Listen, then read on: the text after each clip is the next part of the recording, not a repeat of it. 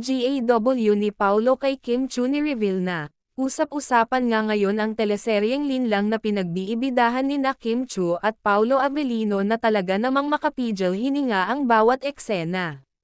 Lalo na sa tuwing magtatagpo sina Kim Chiu at Jane De Guzman, kagihil. Samantala marami na nga rin ang nag-aabang sa seryeng What's Wrong with Secretary Kim na Korean adaptation series na gaganapan pa rin nina Kim Chiu at Paulo Avellino. Opisyal na ngang inihayag sa publiko ang magiging karibal ni Paulo Avellino kay Kim Chiu sa What's Wrong with Secretary Kim, at walang iba kundi ang magaling ding aktor at isa sa malapit ding kaibigan ni Paulo na si Jake Cuenca. Marami na nga ang nag-aabang sa bagong seryeng ito na kakikiligan na naman ng marami.